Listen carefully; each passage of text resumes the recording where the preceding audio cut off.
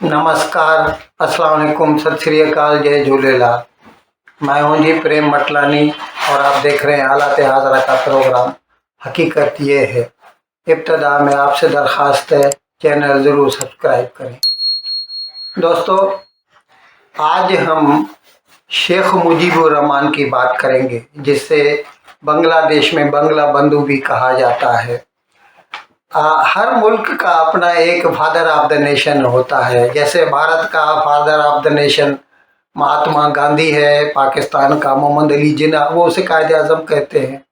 इसी तरह बांग्लादेश का जो है बंगला बंधु शेख मुजीबुर रहमान। शेख मुजीबुर रहमान के ऊपर एक फिल्म बनाई है, इंडो बांग्लादेश ज्वाइंट प्रोडक्शन है, और इसकी हिदायतकारी या डायरेक्शन जो है वो भारत का एक मशहूर आर्टी फिल्मों का डायरेक्टर है श्याम बेनेगल, और बहुत लंबी उसकी लिस्ट है, फिल्मोग्राफी है उसकी। खैर मैं आप आगे चल के वो बताऊंगा। आज तो मैं शेख मुजीबुर रहमान के ऊपर जो फिल्म बनी है उसकी बात करने जा रहा हूँ। और ये शेख मुजीबुर रहमान जो है ना, हमने अपनी जवानी में उसका पीक देखा है। वो जब मशहूरी के एकदम ऊंचाई पे था, उस वक़्त हमने देखा है। हमारे सामने 1970 में 7 दिसंबर को पाकिस्तान के जनरल इलेक्शंस हुए थे, जिसमें से ज़ाहिर है उस वक़्त मशरक़ी पाकिस्तान, मगरबी पाकिस्तान, दो हिस्सों में पाकिस्तान बटा हुआ था।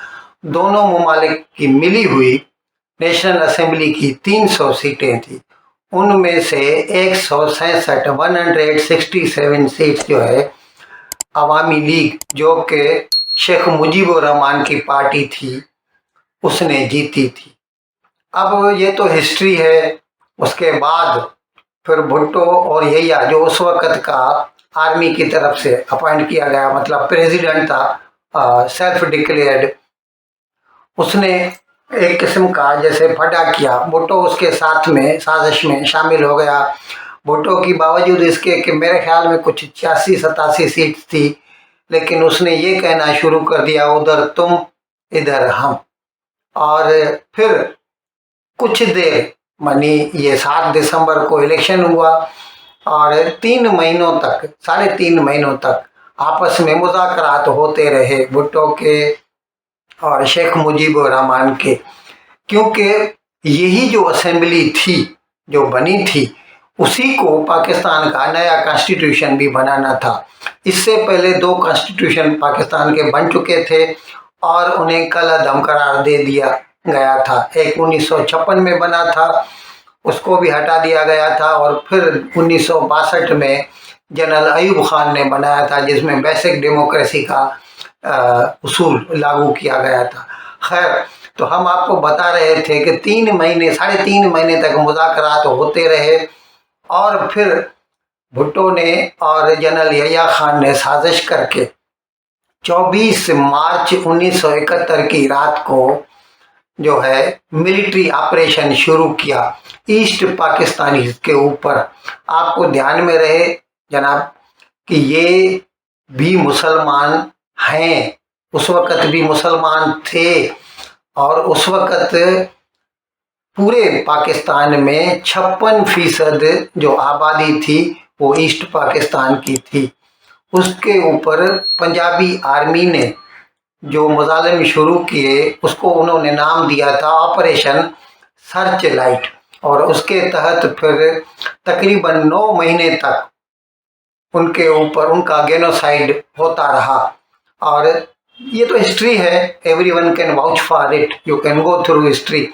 उसमें बताया गया है कि 30 लाख लोगों का कत्लेआम किया गया, और 30,000 औरतों का जो है इस्मत दरी की गई। हिंदुस्तान में बलात्कारी कहते हैं जिसे। और इसके नतीजे में तकरीबन 1 करोड़ या 1 करोड़ 10 लाख जो है वो पनाहगीर, हम बोलते हैं पनाह गुज़ीन या रेफ्यूजीज, ईस्ट पाकिस्तान से भारत की तरफ आए, और जिसकी वजह से पाकिस्तान और भारत में कशीदगी बढ़ गई। और फिर जनरल यहिया खान ने उस वक़्त अपने पावर के गुरूर में उसने ऐसा समझा कि मैं जैसा चाहूँगा हो जाएगा। 3 दिसंबर 1971 को भारत के ऊपर एक नई जंग लाद थी और एयरफोर्स ने भारत के 9 शहरों पर, हत्ता के आगरा तक भी उन्होंने बमबारी की हवाई जहाज़ों से।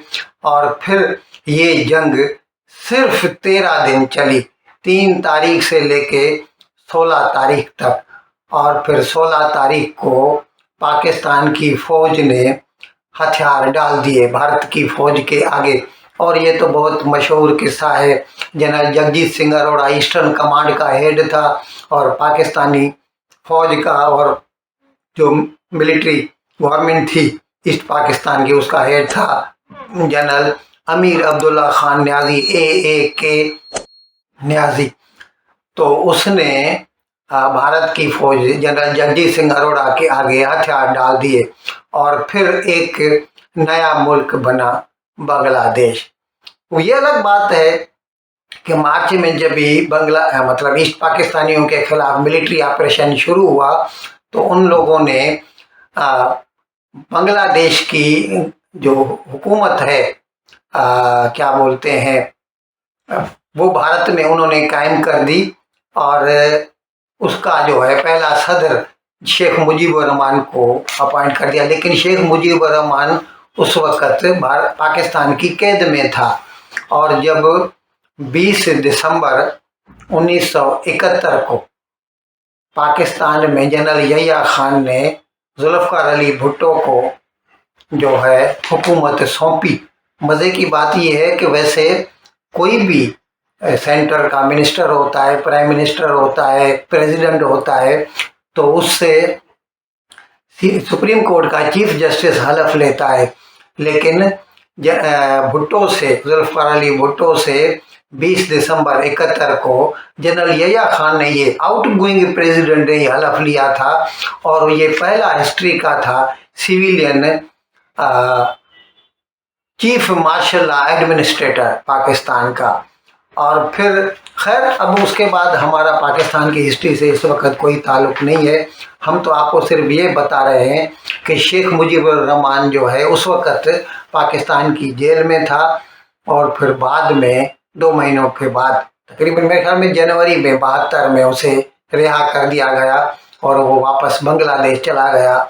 और फिर वो उसे बांग्लादेश का वज़ीर आज़म बना दिया गया। अब हम जिक्र कर रहे हैं, एक तो ये है कि इसके बारे में एक फिल्म बनी है Mujib, making of a nation. लेकिन इसके साथ थोड़ा बहुत शेख मुजीबुर रहमान का जो बैकग्राउंड है उसके बारे में भी आपको बता दें। शेख मुजीबुर रहमान का जो जन्म है वो 1920 में हुआ था। और 1948 में उस वक़्त वो ढाका यूनिवर्सिटी का जो यूनियन था, स्टूडेंट का यूनियन था, उसका एक लीडर था। और उस वक़्त मोहम्मद अली जिन्ना, जैसे पाकिस्तानी लोग कायदे आज़म कहते हैं, उसने अनाउंस किया था उधर ढाका में आकर कि मुश्तरका पाकिस्तान, यानी उस वक़्त तो एक ही पाकिस्तान था, उसकी एक ही कौमी ज़ुबान होगी और वो सिर्फ उर्दू होगी। जिसके खिलाफ मुजीबुर रहमान ने मुजाहरे किए थे, नारे लगाए थे, कायदे आज़म मुर्दाबाद के नारे लगाए थे। और फिर ये उस वक़्त तो कुछ नहीं हो सका, बाद में फिर उन लोगों ने मान लिया और उर्दू के साथ साथ बांग्ला को भी एक नेशनल लैंग्वेज बना दिया था, जो गो के पाकिस्तान के दूसरे सूबों की भी यही डिमांड थी। यानी जैसे सिंध है, उसकी ज़ुबान थी कि सिंधी को भी एक कौमी ज़ुबान का दर्जा दे दिया जाए। या उस वक़्त सरहद सूबा कहते थे, अब खैबर पख्तूनख्वा कहते हैं। उनकी थी कि पश्तो बनाई जाए, बलूचिस्तान की थी कि बलोची भी बनाए। खैर वो नहीं हो सका उस वक़्त। तो हम आपको बता रहे थे कि शेख मुजीबुर रहमान जब जनवरी 71 में बांग्लादेश के वज़ीर आज़म बने, तो फिर उसका जो 3-4 साल का जो दौर रहा ना, वो बहुत टॉपसी टर्वी रहा। और क्योंकि जो उस वक़्त की जो फौज थी बांग्लादेश की, वो ज़ाहिर है वो तो वही थी जो पाकिस्तान की फौज में से टूटकर उसके जो बंगाली हिस्सा था वो बांग्लादेश को मिला, तो उनको भी तो वही ट्रेनिंग मिली हुई थी कि फौज को हुकूमत करने का हक होता है।